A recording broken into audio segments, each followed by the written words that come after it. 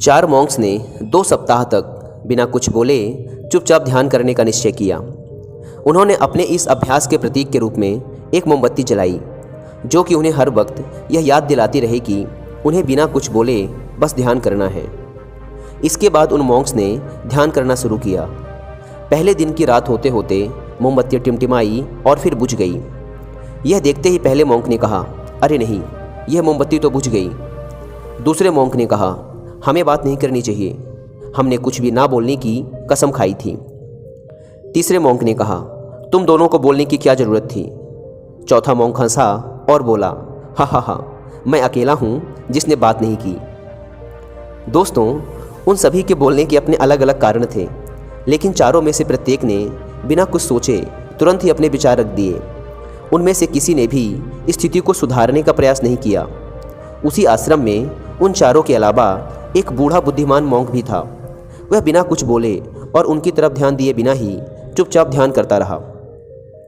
इस तरह से उस बुद्धिमान मॉन्क ने बिना एक शब्द बोले उन चारों को ही उनकी गलती का एहसास करा दिया, जो कि वो चारों बोलकर भी नहीं कर पाए।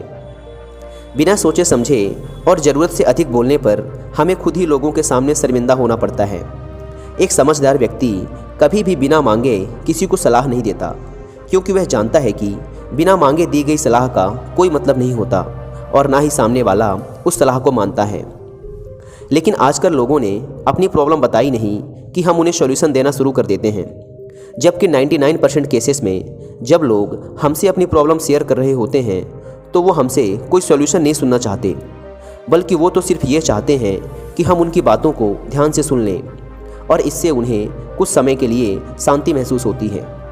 क्योंकि हम उन्हें जो सलाह देंगे ये उन्हें भी पता है। हर इंसान को पता होता है कि क्या सही है और क्या गलत है। इसलिए जब अगली बार हमसे कोई अपनी प्रॉब्लम शेयर करे तो हम बस उसकी बातों को ध्यान से सुने, उसे सलाह देना ना शुरू कर दें जब तक कि उसने मांगी ना हो। क्योंकि सामने वाला इंसान बस हमसे इतना ही चाहता है कि हम उसकी बातों को ध्यान से सुने और समझें। ये बात तो आप लोगों ने भी सुनी होगी, हम जितना कम बोलते हैं उतने ही समझदार होते जाते हैं, और इसका उल्टा भी उतना ही सही है। जो जितना बुद्धिमान होगा वह उतना ही कम बोलेगा।